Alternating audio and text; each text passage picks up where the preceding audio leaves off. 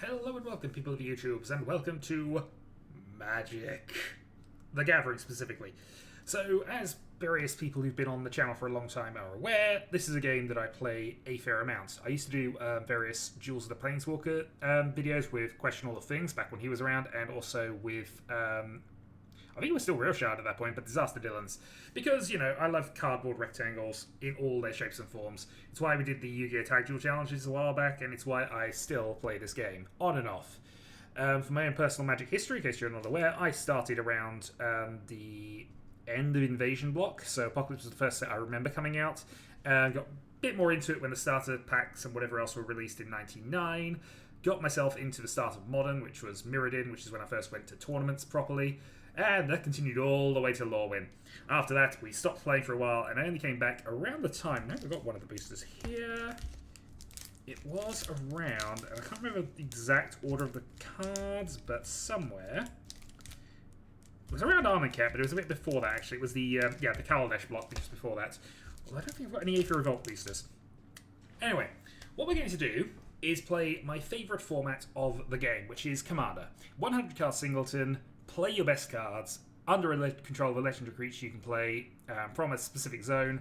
And yeah, it's a lot more varied. It's a multiplayer inspired format. You can play with just about anything, pretty much. There is a ban list, but it's a very, very thin ban list. And most groups will naturally arrive to their own sort of balance of cards.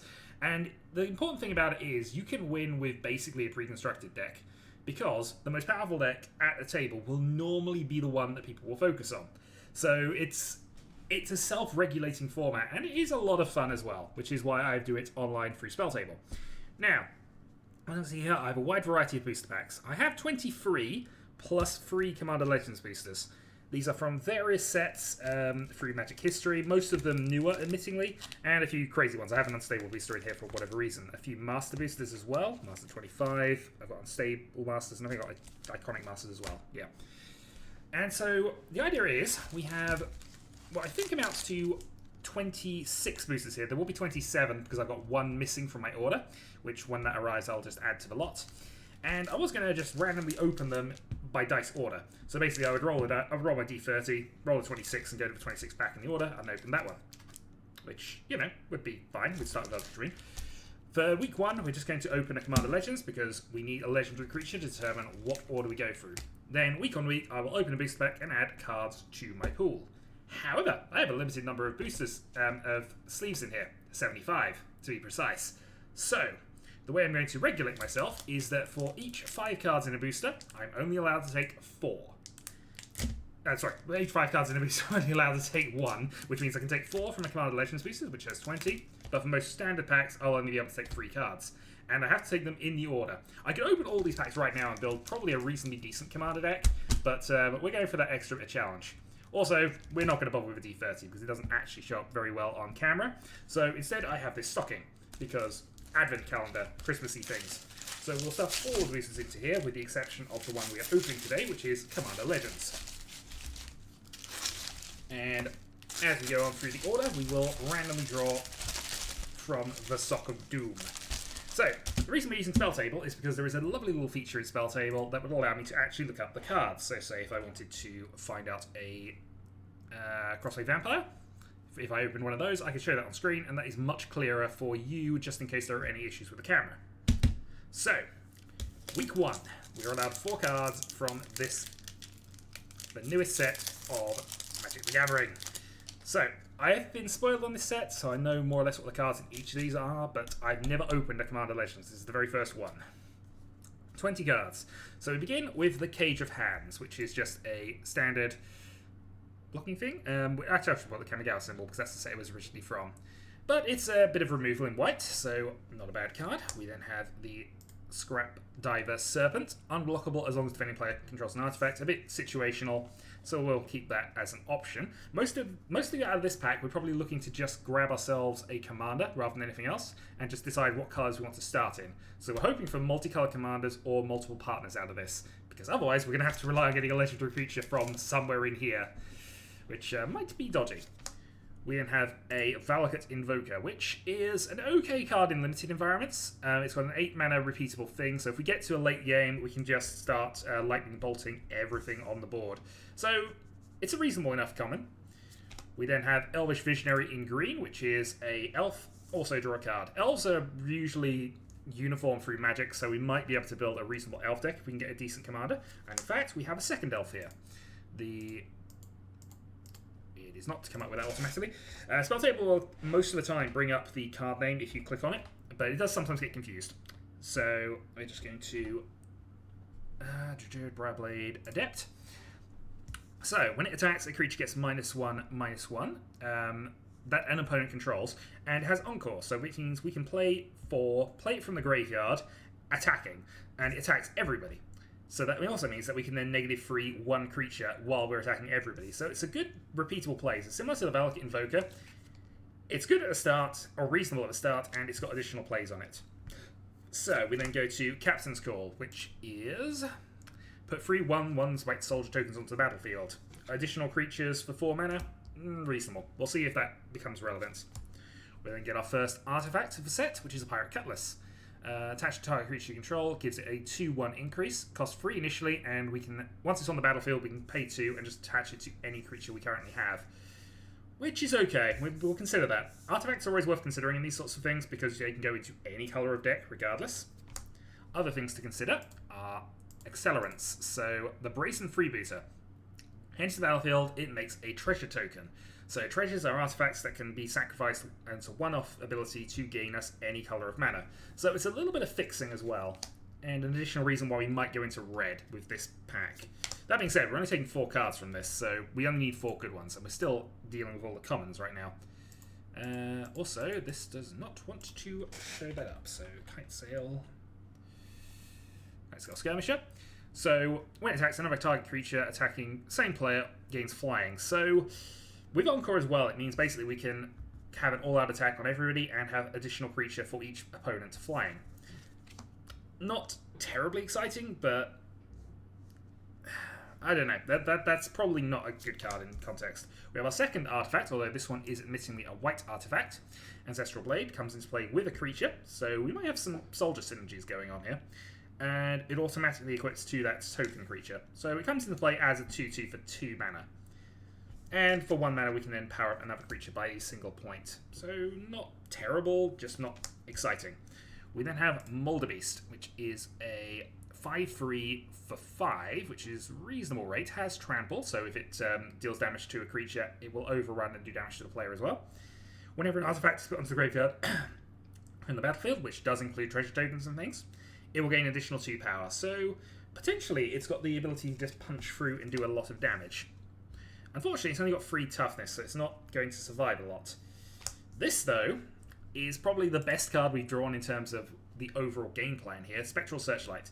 So choose a player, that player adds 1 mana of any cards that they choose. Now, obviously, I can choose my opponents to gain 1 mana, and there might even be a reason for me to do that, but most likely this is to fix my mana and give me the option of going into another colour. So Spectral Searchlight is looking like a reasonable contender for one of the 4 cards.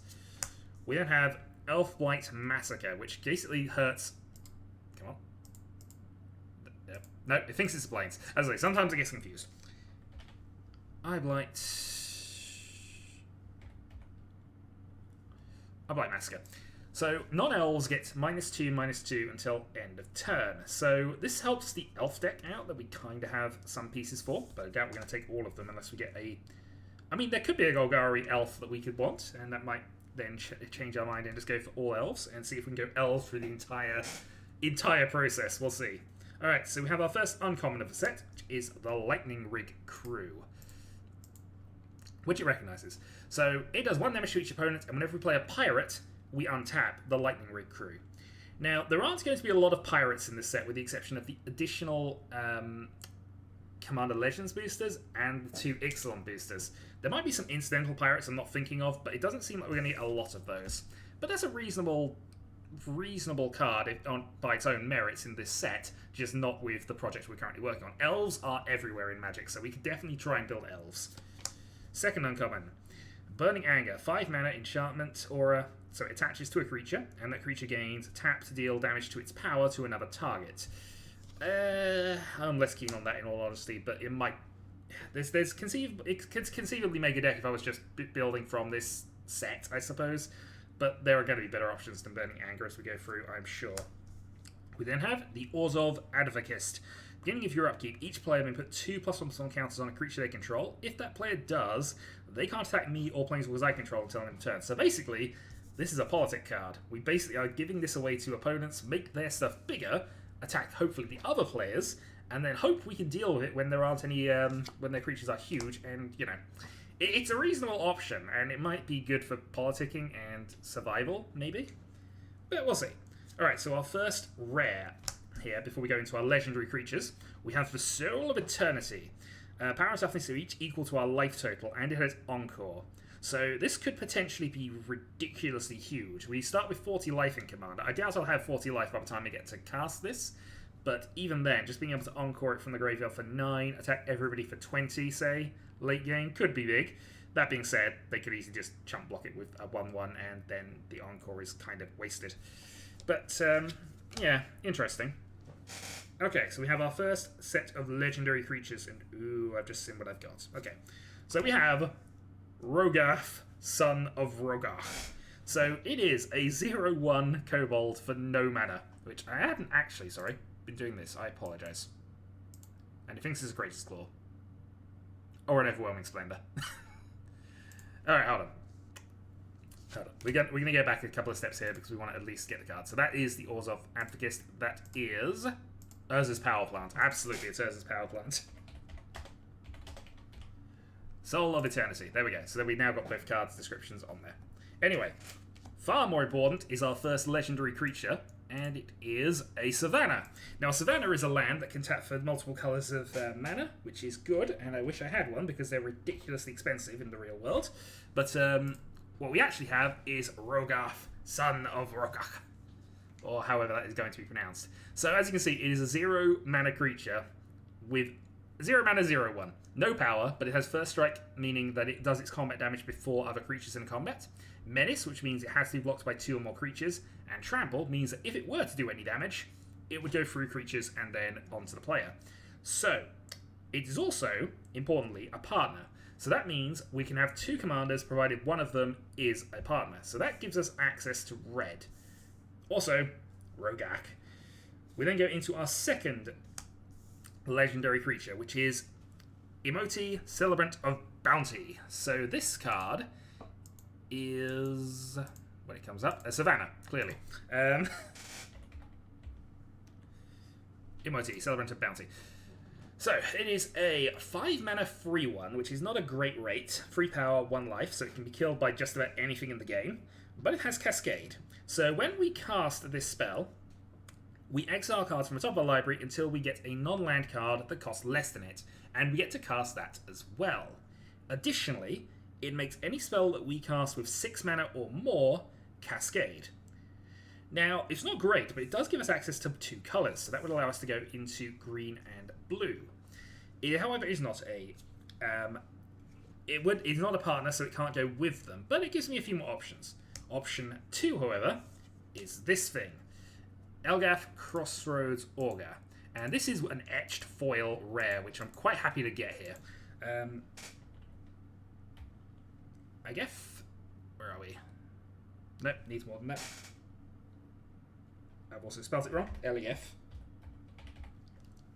So, Elgath Crossroads Augur. So, flying. If we would scry any number of cards, we draw that many cards instead. It's also a partner commander. So, this means that based on our initial draw here, we have 2 options. We can either go... Oh, we also have a Monarch token, because Monarchy is back. We'll get to Monarchy as and when it becomes relevant. So, my 4 picks from this pack are going to include all 3 of these commanders, because this gives me the option to go blue-red, and it also gives me the option to go blue-green. The green is not great in this pack, neither is the blue particularly, but this gives us a few more options. If we have a look through what else we could choose, potentially these are okay, but I think that because we are now definitely going to be in 2 colours, our picks might just be the boring these four, and we just got to show these off. So this would mean our color identities are really any red cards, blue cards, and green cards, focusing on the blue cards, especially the blue cards which have Scry. And we will see how this goes. So big spells. Obviously, also, Elgath can go into an Imori deck, which also wouldn't be bad because it would also have Cascade. So, my picks for this are going to be the Spectral Searchlight, the Imoti Celebrant of Bounty, the Elgath, and the Rogak. And I need to actually get myself some inner sleeves. So, tomorrow we shall go through another random booster and see how this deck develops over time. Maybe we'll get new legendary creatures, maybe we'll find other cards that we want. I am slightly disappointed that we weren't able to use some of the whites, because we do have some good token synergies here, but alas, that is the way this challenge is going to go. We also weren't able to go into Elves, because we did not draw any black cards. We could potentially have, I suppose, taken the Elvish Visionary over the Searchlight, but since we know we're going to be in 2 colours, ramping into the 4th mana, especially with a 5 mana potentially commander, is going to be useful. So, I'll see you tomorrow for the next one. Ho ho ho!